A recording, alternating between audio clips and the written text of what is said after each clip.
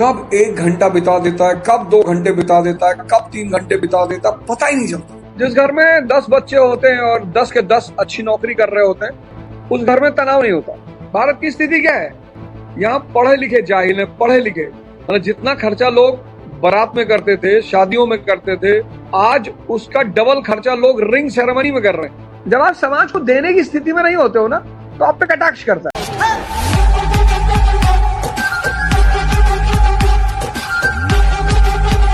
अब से आज रील का दौर चल रहा है, इंस्टाग्राम का दौर चल रहा है, तो जब आपका दिमाग चिंतित है और वो बाहर की तरफ भागना चाहता है, तो सबसे अच्छा ऑप्शन उसके पास है मोबाइल।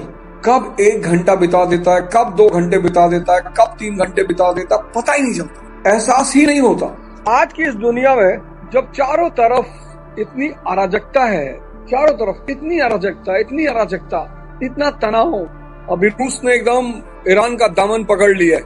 अभी का जो दौर चल रहा है ना, वो बहुत ही अस्थिरता का दौर चल रहा है, बहुत अस्थिरता। मतलब शायद ही कोई आदमी होगा इस समय जिसके जीवन में चुनौतियां नहीं होंगी, शायद। इतना अस्थिरता का दौर चल रहा है, और उस अस्थिरता के दौर में जो लोग ध्यान नहीं कर रहे हैं, उन्होंने तो अपनी जिंदगी नरक बना रखी हो। मतलब इसमें कोई दो राय है ही नहीं। तो ये जो सामाजिक तनाव दिखाई पड़ रहा है, ये बेसिकली आर्थिक अस्थिरता का परिणाम। फिर चुनाव आ रहे हैं, चुनाव आए और सामाजिक टेंशन ना बढ़े। सारी राजनीतिक पार्टियों को पता है कि भाई भारत में, और खासकर उत्तर भारत में आप किस चीज पे वोट मांगोगे? शिक्षा पे? वो कहेंगे हम पढ़ा लेंगे अपने लड़के को, रहने दो। स्वास्थ्य पे? वो कहेंगे हम कपालभाति करते हैं, डेली एलोवेरा पी रहे हैं। इंफ्रास्ट्रक्चर? बोले चाहिए नहीं। उद्योग? बोले उद्योग इंडस्ट्री खुल जाएगी, मेहनत करना पड़ेगा। तो मुद्दा बचा क्या? मुद्दा बचा जाति, मुद्दा बचा धर्म, मुद्दा बचा भाषा, मुद्दा बचा क्षेत्र। आज की डेट में जितने नए नेता उभर रहे हैं, कैसे उभर रहे हैं? बड़ा सिंपल सा काम कर रहे हैं, बहुत सिंपल सा। गाली दे रहे हैं, इसको मिटा दूंगा, इस जाति को मिटा दूंगा, इस जाति को खदेड़ के बाहर कर दूंगा, तो तुम्हारी सारी समस्याएं दूर हो जाएंगी।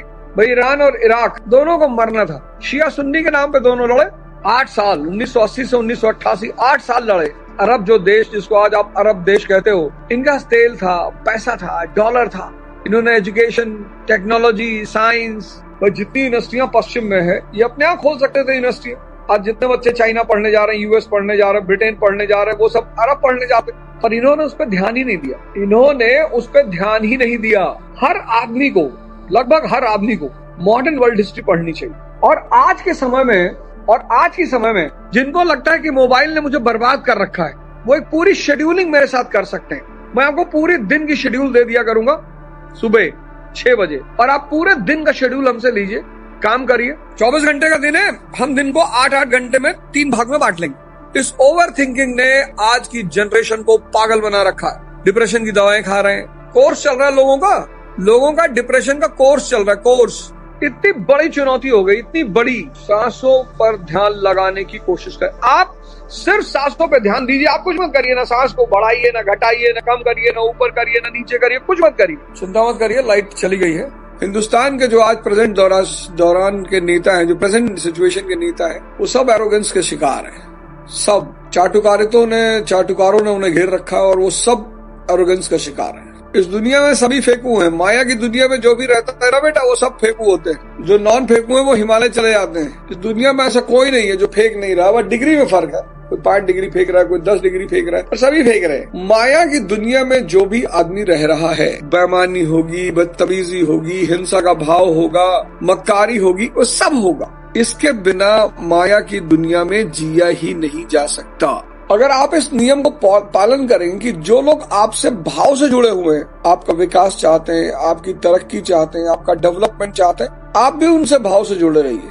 और ऐसे मिनिमम 2 लोग होंगे, मैक्सिमम 4 होंगे। 4 से ज्यादा कभी हो ही नहीं सकते। 4 से ज्यादा फिर संग है, फिर वो मित्रता नहीं है, फिर वो भावुक संबंध नहीं है। तो मुख्य आप ये पता कर लिए कि आपके किससे भावगत संबंध है। दूसरी बात, संबंध होंगे हित पे, कि भाई तुम हमारा काम कर दो, हम तुम्हारा काम कर दें। अगर आप सबसे भावगत रिश्ता निभाने की कोशिश करेंगे सबसे, तब आप मारे जाएंगे। कुछ लोग होते हैं ना जो भाव से सबसे जुड़े होते हैं। जो लोग भाव से सबसे जुड़े होते हैं वो मारे जाते हैं। वो जीवन भर परेशान रहते हैं, वो जीवन भर दुखी रहते हैं। संभव ही नहीं है कि आप भाव से सबसे जुड़े हो और आपके भाव को हर व्यक्ति समझे। ये संभव ही नहीं है। तो जो भावगत रिश्ते होंगे जीवन में अति महत्वपूर्ण रिश्ते होंगे, उन्हीं 2 रिश्तों को आपको जीवन भर जरूरत पड़ेगी, उससे ज्यादा नहीं पड़ेगी। अब जीवन यापन करना है तो भाई नौकरी तो करनी ही पड़ेगी, कर लीजिए, कोई दिक्कत नहीं। और आज के समय में जितने भी लोग 11th-12th में हैं, वो कोशिश करें कि अगर वो मिडिल क्लास फैमिली से हैं, मतलब उनको लगता है कि यार पापा की सैलरी 1 लाख से ज्यादा नहीं है, लोअर मिडिल क्लास EWS, तो उनके लिए तो अनिवार्य, सुनिएगा इस बात। अगर आपको लगता है कि आप लोअर मिडिल क्लास से हैं, तो आप एक काम करिए, जैसे ही आप 11th-12th में पहुंचे, आप कोई स्किल का काम सीख लीजिए। आज के समय में प्रेजेंट सिनारियो में जो सबसे महत्वपूर्ण बात है, सामाजिक तनाव। सामाजिक तनाव इतना बढ़ गया है, सामाजिक तनाव, और बढ़ना ही था। जिस घर में 10 बच्चे होते हैं और 10 के 10 अच्छी नौकरी कर रहे होते हैं, उस घर में तनाव नहीं होता। मतभेद हो सकता है, तनाव नहीं होता। लेकिन जिस घर में 10 बच्चे हो और सिर्फ 1 नौकरी कर रहा हो या 2 नौकरी कर रहे हो, तो सामाजिक, तो घर में तनाव स्वाभाविक है। अब आर्थिक स्थिरता के, अस्थिरता के इस दौर में सामाजिक तनाव सुनिश्चित है, तो कोई रोक नहीं सकता, कोई रोक ही नहीं सकता, संभावना ही नहीं है। इस देश का सबसे बड़ा दुर्भाग्य ये रहा, सबसे बड़ा, कि इस देश में आर्थिक विकास की तुलना में, मतलब आर्थिक विकास नहीं हुआ लेकिन सामाजिक बदलाव हो गया। जैसे औद्योगिक क्रांति नहीं हुई। अगर तुम भारत की अर्थव्यवस्था को देखो तो मूलभूत रूप से वो खोखली अर्थव्यवस्था है। आज की डेट में सारी दुनिया अगर हमें सामान देना बंद कर दे तो हमारे पास अपना बेचने को कुछ है ही नहीं। एक चीज हमारी ताकत है, हमारा कृषि सेक्टर, एग्रीकल्चर, लेकिन सब खेती थोड़ी कर पाएंगे, उसकी कोई संभावना ही नहीं है कि सब लोग जाके खेती कर ले। अब हम सबकी एक आदत है, हम सबकी एक आदत है। अगर समाज एक बहुत बड़ा चक्रव्यूह है, समाज क्या करता है? कटाक्ष करता है, बुराई करता है, प्रहार करता है, मजाक उड़ाता है। ये सब वो जो करता है वो बड़ी अच्छा करता है, मतलब बुरा नहीं करता वो। ये सब चीजें वो बुरा नहीं करता, ऐसा नहीं कि वो गलत कर रही है, समाज का काम है। और समाज बनाया किस लिए गया है? समाज एक सहारा है, समाज एक इंश्योरेंस है, समाज एक आनंद है, लेकिन समाज चुनौती भी है। समाज बहुत प्यारी चीज है, समाज एक इंश्योरेंस है, समाज एक सहारा है, समाज एक आनंद है, और समाज एक चुनौती भी है। जब आप समाज को देने की स्थिति में नहीं होते हो ना, तो आप पे कटाक्ष करता है, ये ला रहे नंबरदार, आपकी बुराई करता है, प्रहार करता है, अटैक करता है आपके ऊपर, मजाक उड़ाता है आप। ऐसी परिस्थिति में सामान्य तौर पर व्यक्ति क्या करता है? सामान्य तौर पर मैं ये कर रहा हूँ, मैं वो कर रहा हूँ, मैं ऐसा कर दूंगा, मैं वैसा कर दूंगा, मैंने ये प्लान बनाया है। सामान्य तौर पर वो ऐसा करता है कि थोड़ा सा उसकी सामाजिक हैसियत बढ़ जाए, थोड़ी सी सामाजिक इज्जत बढ़ जाए।